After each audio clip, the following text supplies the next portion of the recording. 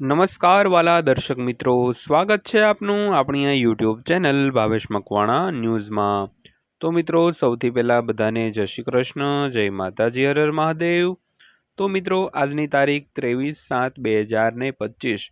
તો આજના પેન્શન સમાચારમાં આપણે વાત કરવાના છીએ પેન્શનરો અને નિવૃત્ત કર્મચારીઓ માટે આજરોજ તારીખ 23/7/2025ના રોજ આવી છે 24 કેરેટ સોના જેવી માહિતી।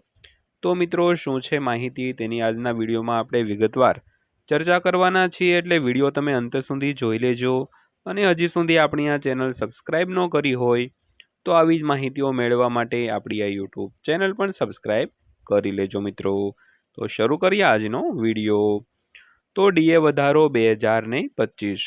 કેન્દ્રીય સરકારી કર્મચારીઓ અને પેન્શનરો 8મા પગાર પંચની રાહ જોઈ રહ્યા છે, પરંતુ તેમને 7મા પગાર પંચ હેઠળ ઓછામાં ઓછો એક વધુ મોંઘવારી ભથ્થામાં વધારો મળે તેવી શક્યતા છે।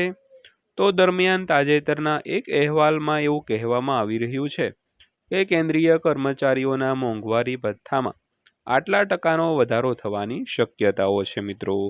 તો મિત્રો, ખાસ કરીને રાજ્ય સરકાર તેમજ કેન્દ્ર સરકારના જે કર્મચારીઓ તેમજ પેન્શનરો છે તે 8મા પગાર પંચની એક આતુરતાથી રાહ જોઈ રહ્યા છે, પરંતુ તેમને 7મા પગાર પંચ હેઠળ ઓછામાં ઓછો એકથી વધુ અથવા તો એક મોંઘવારી ભથ્થામાં વધારો મળે તેવી શક્યતા છે। અને આ દરમિયાન તાજેતરનો એક અહેવાલ પણ આવી ગયો છે, અને એમાં કહેવામાં આવી રહ્યું છે કે કેન્દ્રીય કર્મચારીઓના મોંઘવારી ભથ્થામાં આટલા ટકાનો વધારો થશે મિત્રો।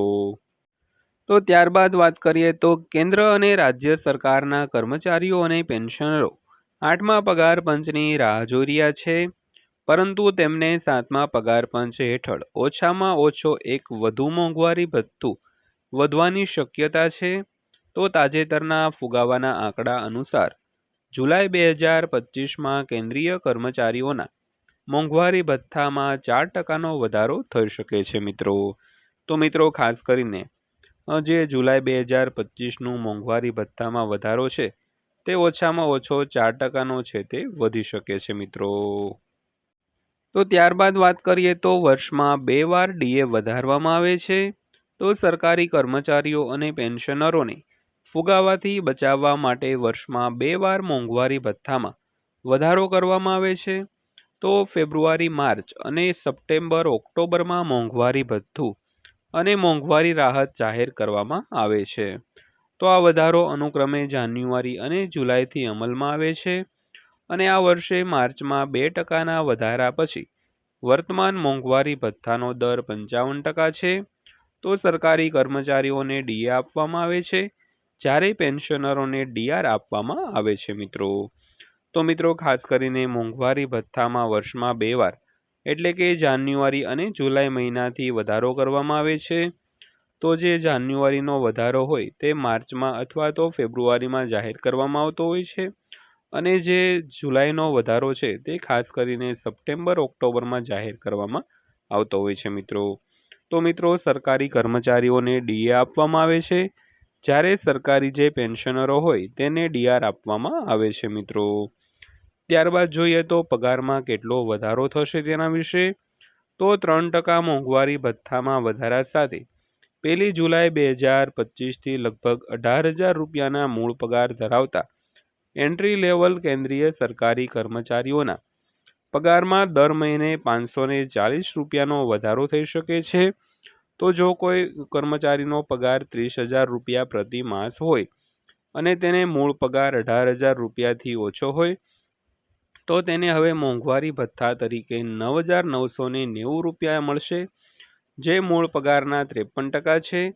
જોકે 3%ના વધારાના અપેક્ષિત પછી કર્મચારીઓને દર મહિને 10,440 રૂપિયા મળશે, જે 540 રૂપિયા વધુ હશે મિત્રો। તો ખાસ કરીને વાત કરી તેમ પગાર પેન્શનમાં કેટલો વધારો થશે તેની, તો જો 3%નો વધારો થાય તો 18,000 રૂપિયાનો જે મૂળ પગાર ધરાવતા હોય તેવા એન્ટ્રી લેવલના કર્મચારીઓને પગારમાં દર મહિને 540 રૂપિયાનો વધારો મળશે, અને જો કોઈ 30,000 રૂપિયાના પગારદાર હોય તો તેમને 9,990 રૂપિયા જે મોંઘવારી ભથ્થું મળી રહ્યું છે, અને 3% વધારા અપેક્ષિત પછી કર્મચારીઓને દર મહિને 10,440 રૂપિયા મળશે, જે 540 રૂપિયા વધારે હશે મિત્રો। ત્યારબાદ વાત કરીએ તો 8મું પગાર પંચ ક્યારે લાગુ થશે? તો કેન્દ્ર સરકારે સોમવારે એટલે કે 21 જુલાઈએ સંસદને માહિતી આપી હતી કે 8મા પગાર પંચના અધ્યક્ષ અને સભ્યોની નિમણૂક કમિશનની ઔપચારિક સૂચના પછી કરવામાં આવશે।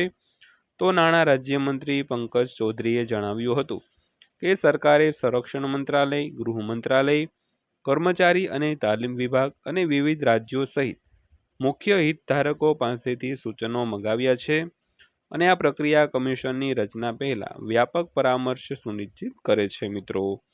તો મિત્રો ખાસ કરીને 21 જુલાઈ એટલે કે આજથી 2-3 દિવસ પહેલા જે સોમવારે સંસદની એક મીટિંગ યોજાણી હતી, તો તેમાં 8મા પગાર પંચને લઈને એક જે જાહેરાત હતી તે કરવામાં આવી હતી અને નાણાં રાજ્યમંત્રીએ વાત પણ કરી હતી કે ગૃહ મંત્રાલય, સંરક્ષણ મંત્રાલય અને કર્મચારી અને તાલીમ વિભાગ તેમજ વિવિધ રાજ્યો પાસેથી મુખ્ય જે હિતધારકો છે તેની પાસેથી સૂચનો પણ મંગાવવામાં આવ્યા હતા અને આ પ્રક્રિયા કમિશનની રચના પહેલા વ્યાપક પરામર્શ સુનિશ્ચિત કરે છે મિત્રો। તો મિત્રો આ હતી આજની માહિતી પસંદ આવી હોય, વિડીયો સારો લાગ્યો હોય તો વિડીયોને લાઇક કરજો અને આવા જ વિડીયો રોજે રોજ જોવા માટે આપણી આ યુટ્યુબ ચેનલને સબસ્ક્રાઈબ કરી લેજો મિત્રો।